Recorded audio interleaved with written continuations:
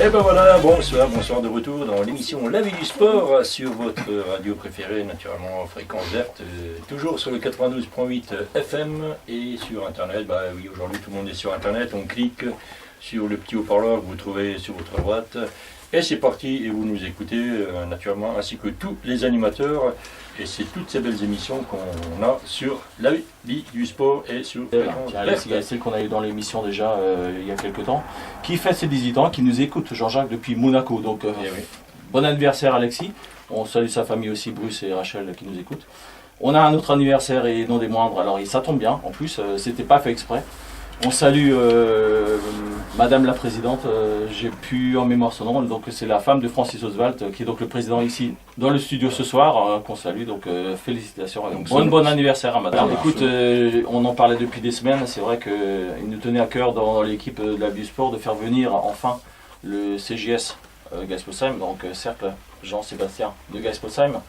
On sait que Geisposheim est une ville de sport, on le dit, on le répète toutes les semaines, avec le football bien sûr dont on parlera un peu plus tard dans l'émission. On va parler ce soir exclusivement basket, spécial basket, pourquoi ? Parce qu'il y a deux choses qui se sont passées cette année. Il y a d'une part une très très belle saison de l'équipe féminine de N1, avec sur le plateau ici l'entraîneur Patrick Lazare, j'ai failli me tromper, Pierrick c'est le fils, qu'on salue aussi. Donc c'est Patrick Lazare qui est l'entraîneur des N1 féminines. On a la charmante capitaine de N1 féminine aussi, Pauline Niel, qui est sur le plateau, on la remercie aussi. Et on a le président Francis Oswald, encore un jeune président, tu vois, Jean-Jacques.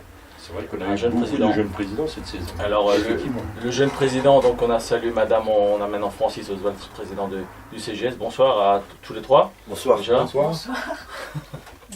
Alors président, ce club, quand on prend un club en main comme ça, qui est historiquement, je sais qu'on peut dire historiquement, Geisposheim est une terre de basket, hein, on expliquera pourquoi.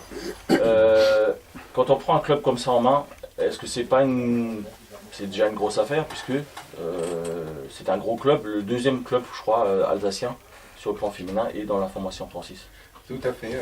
Le club de Geisposheim, le CJF Geisposheim est né il y a 15 ans de la fusion des deux clubs historiques de Geisposheim. On avait Geisposheim Village, le cercle Saint-Sébastien et le cercle Saint-Jean de Geisposheim-Gare. En 2000, les deux clubs ont fusionné et ont créé cette nouvelle entité depuis 15 ans, qui est le cercle Jean-Sébastien de Geisposheim. C'est plus de 320 licenciés, il y a à peu près 25 équipes à tous les niveaux départementaux, régionaux et de championnat de France, avec effectivement notre équipe Fagnon féminine qui joue en National 1 féminine, qui est le dernier niveau non professionnel, va-t-on dire, du basket féminin. Donc on a notre équipe Fagnon qui est aux portes de la Ligue 2 féminine. Et quand je dis aux portes de la Ligue 2 féminine, c'est vraiment dans l'entre-porte même, puisque après cette saison, on a encore terminé 3e du championnat. Je crois que c'est la meilleure saison que c'est vous la ayez meilleure fait. saison depuis qu'on joue en National 1 féminine. Ça fait 5 ans maintenant qu'on joue en National 1 féminine. Et c'est notre meilleure saison. C'est le meilleur cadeau qu'elles ont pu me faire depuis que je suis président, depuis cette année. Donc c'est la meilleure saison du club à ce niveau-là. Alors on a fait venir forcément un entraîneur qui est là je crois depuis 10 ans à Geisposheim. Tout à fait, ça fait bonsoir, oui, c'est ma 10e saison à Geisposheim puisque je suis arrivé en 2005. Alors on va juste dire deux mots. Patrick Lazare qui est arrivé donc il y a 10 ans. Est-ce que quand on a une équipe comme ça, tout de suite la question, on reviendra sur l'aspect sportif un peu avec Pauline un peu plus tard.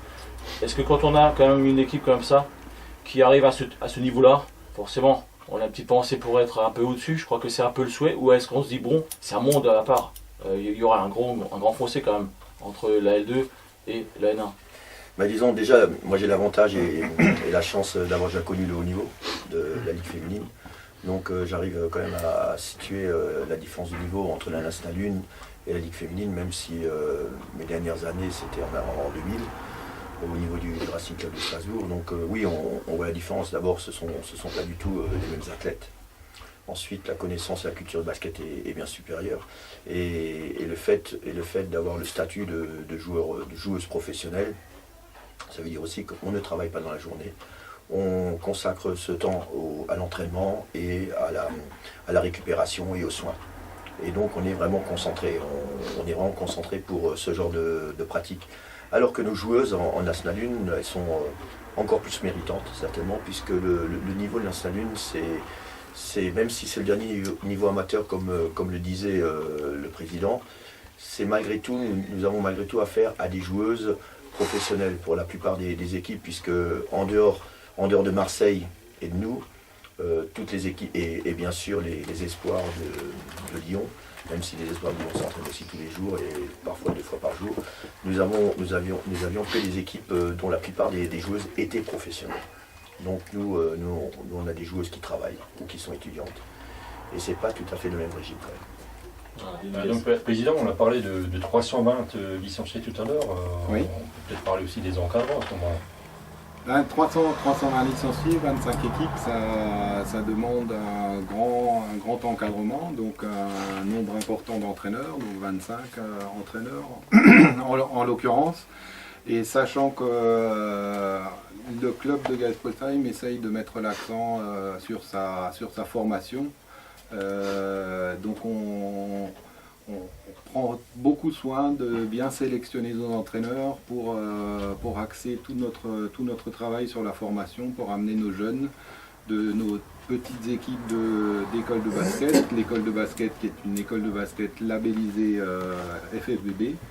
Également, il y en a 4 ou 5 en Alsace qui sont labellisés. Donc nous, on a une école labellisée et on cherche à avoir des entraîneurs pour amener nos jeunes à travers nos équipes de jeunes vers nos équipes premières.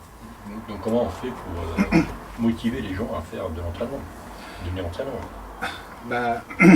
Malheureusement, il y a un grand nerf de la guerre qui est le nerf financier que tous les présidents de clubs vont connaître et vont vous dire. Mais bon, il y a aussi quelque chose qui est très important, c'est l'esprit et le support qu'on donne aux entraîneurs dans le club. Donc c'est l'esprit club qu'on cherche absolument à maintenir au niveau du cercle Jean-Sébastien.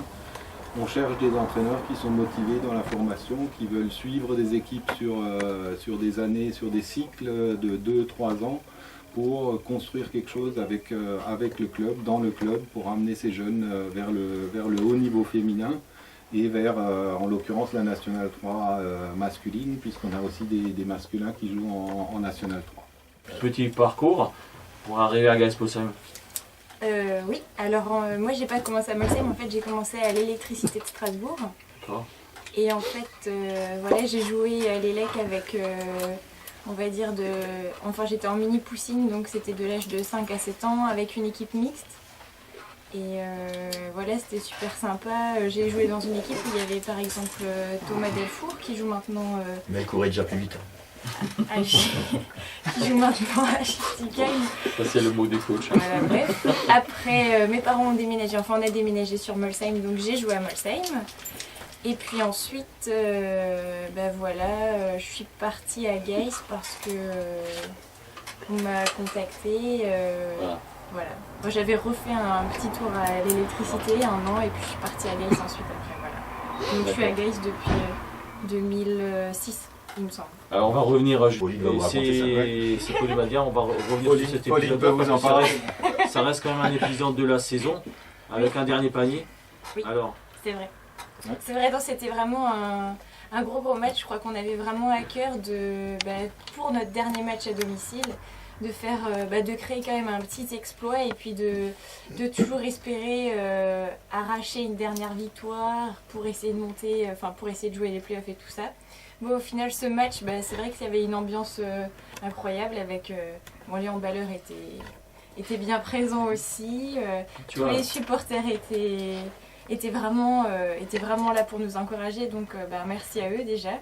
Et puis c'est vrai que la physionomie du match était palpitante parce que un coup on passait devant, puis après c'était elle, et puis au final effectivement on a arraché la prolongation, des prolongations, je sais même plus tellement comment ça s'est passé, mais en tout cas on a arraché les prolongations. Pour revenir dans ce match-là, ce que disait Patrick, c'est qu'en face il y a quand même des filles qui avaient des contrats pro. Ah oui, ça, oui. faut le préciser, c'est quand même important. Hein, c'était une équipe qui descendait de L2. Non, non, non, non. Non. C'est une équipe qui depuis 3 ans monte National 3, National 2, National 1 et qui va monter en Ligue 2, mais avec de gros moyens. Donc, bon, ils ont des moyens. Ils ont des moyens financiers. Ils recrutent des gens qu'ils emploient et qui sont uniquement là pour faire du basket. I'm bulletproof, nothing to lose. Far away, ricochet. You take